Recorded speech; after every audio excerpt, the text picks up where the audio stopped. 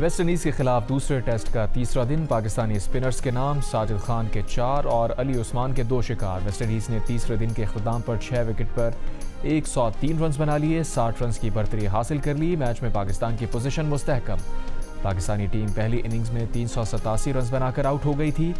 عبداللہ شفیق شاندار 160 رنز بنا کر ناٹ آؤٹ رہے۔ بابر اعظم 88 اور اذان اویس نے 55 رنز بنائے۔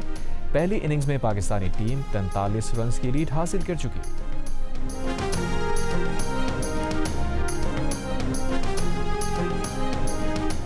کنٹرول لائن کے دونوں جانب اور دنیا بھر میں مقیم کشمیری آج یوم استحصال کشمیر منائیں گے۔ کل جماعتی حریت کانفرنس کی آج یوم سیاہ منانے کی اپیل۔ بھارت کی مودی حکومت نے 5 اگست 2019 کو مقبوضہ جموں کشمیر کی خصوصی حیثیت ختم کر دی تھی۔ مودی حکومت کا یہ اقدام بین الاقوامی قوانین اور اصولوں کی کھلی خلاف ورزی ہے۔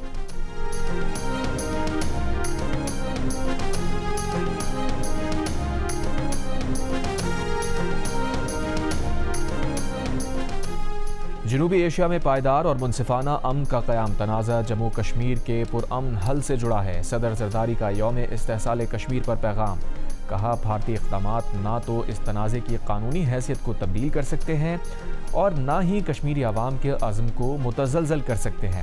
کشمیریوں کو پیغام ہے کہ پاکستان آپ کے ساتھ مضبوطی سے کھڑا ہے۔ وزیر اعظم شہباز شریف نے کہا بھارتی اقدامات نے ریاستی جبر میں اضافہ کیا، بنیادی آزادیوں کو محدود کیا۔ بھارت نے مقبوضہ علاقے کے آبادیاتی تناسب کو تبدیل کرنے کی مکروہ کوششوں کو مزید تیز کیا۔ عالمی برادری محض تشویش کے اظہار تک محدود رہنے کے بجائے تنازع کے منصفانہ اور دیر پا حل کے لیے مؤثر اور ذمہ دارانہ کردار ادا کرے۔ بھارت پر زور دے کہ وہ مقبوضہ وادی میں انسانی حقوق کی سنگین خلاف ورزیاں بند کرے۔ اگست 2019 سے نافذ غیر قانونی اور یک طرفہ اقدامات واپس لیں۔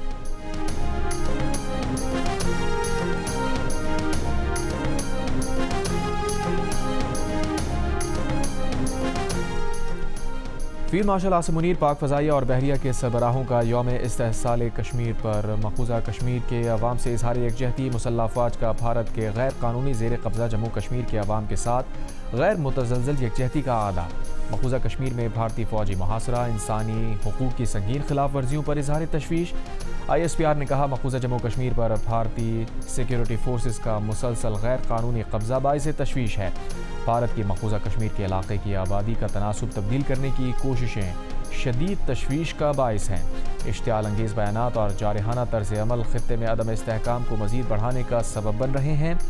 مسلح افواج کا کشمیریوں کی ناقابل تنسیق حق خودارادیت کے حصول کی جائز جدوجہد کے لیے غیر متزلزل حمایت کا اعادہ۔ پاکستانی عوام مسلح افواج بھارتی غیر قانونی زیر قبضہ جموں کشمیر کے شہداء کو بھرپور خراج عقیدت پیش کرتے ہیں۔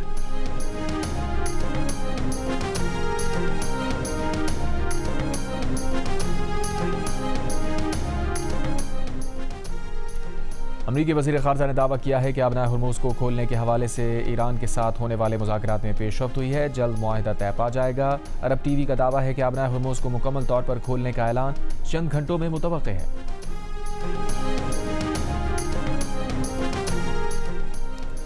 آج پیٹرول کی قیمت 3 روپے 39 پیسے فی لیٹر کم کر دی گئی، جبکہ ڈیزل کی قیمت 4 روپے 7 پیسے فی لیٹر کم کر دی گئی۔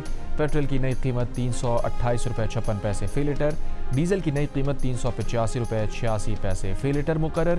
مٹی کا تیل 4 روپے 34 پیسے فی لیٹر سستا، مٹی کے تیل کی نئی قیمت 297 روپے 30 پیسے فی لیٹر مقرر۔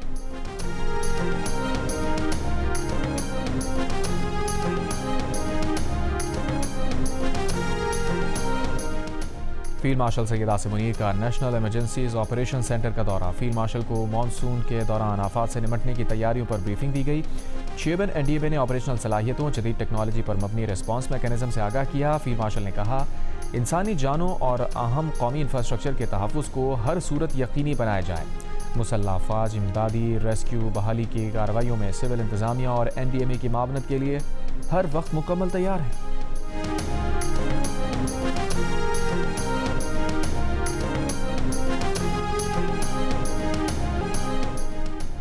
سلاس میں شدید بارشوں سے سیلاب آ گیا، پانی کے ریلوں سے زرعی زمین اور فصلوں کو نقصان پہنچا۔ بابوسر روڈ سیلاب کے باعث ہر قسم کی ٹریفک کے لیے بند۔ PDMA کے مطابق خیبر پختونخوا میں 29 جولائی سے اب تک بارشوں کے باعث حادثات میں 6 افراد جاں بحق، 6 زخمی ہوئے۔ 65 گھروں کو نقصان پہنچا۔ واقعات ایبٹ، پشاور، سوات، بنیر، خیبر، چترال دیگر علاقوں میں پیش آئے۔ ادھر فلڈ فورکاسٹنگ ڈویژن لاہور کے مطابق دریائے سندھ میں کالا باغ، چشمہ، گڈو بیراج پر نچلے درجے کے سیلاب برقرار ہیں۔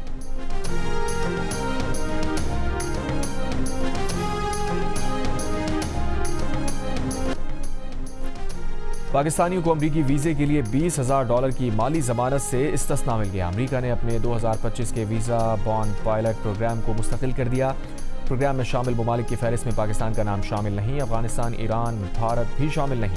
بین الاقوامی آن لائن جریدے کے مطابق بنگلہ دیش، نیپال اور افریقی ممالک سمیت 50 ممالک فہرست میں شامل ہیں۔ نئے قوانین کے تحت کاروباری اور سیاحتی ویزا درخواست گزاروں کے لیے قابل واپسی بانڈ کی حد $15,000 سے بڑھا کر $20,000 کر دی گئی۔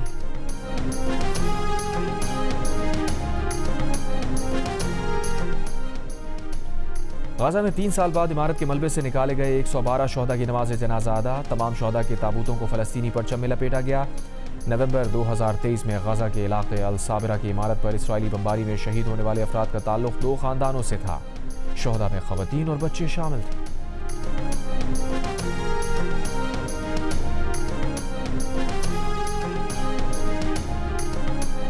یمن میں حوثیوں کی اکثریتی گروپ انصار اللہ کا سعودی عرب کے ایئرپورٹ پر حملے کا دعویٰ۔ برطانوی نشریاتی ادارے کے مطابق حوثیوں نے ڈرون کے ذریعے سعودی عرب کے نجران ایئرپورٹ پر حساس ہدف کو نشانہ بنانے کا دعویٰ کیا ہے۔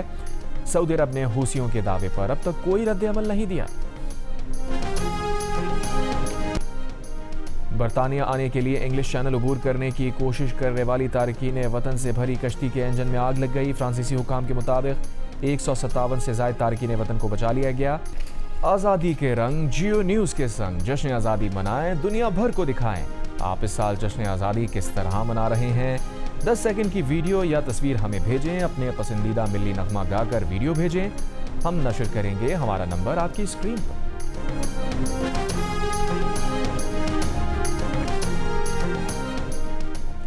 اور لاہور ہربنسپورہ میں ملزم نے لوہے کی راڈ سے بوڑھی ماں اور ہمسائی کو قتل کر دیا۔ ہمسایہ خاتون کی 2 بیٹیاں بھی زخمی۔ ملزم گرفتار۔ پولیس کے مطابق 70 برس کی سلطانہ کا ہمسایہ کنیز فاطمہ سے معمولی بات پر جھگڑا ہوا تھا۔ ملزم اورنگزیب نے دونوں پر تشدد کیا۔ لاہور رائیونڈ کے قریب روہی نالے میں 2 سال کی بچی گرنے سے جاں بحق ہو گئی۔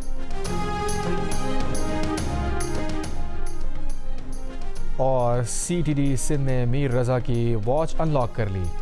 لین دین کے حساب سمیت دیگر معلومات پولیس کو مل گئی۔ ذرائع کے مطابق میر رضا کی گھڑی اور فون سے ڈیٹا ڈیلیٹ کیا گیا تھا۔ فون کا کوڈ کریک نہیں ہو سکا۔ میر رضا کے مبینہ قتل کے خلاف شہریوں کا شارع فیصل پر نرسری کے قریب احتجاج۔ مبینہ قاتلوں کی گرفتاری کا مطالبہ۔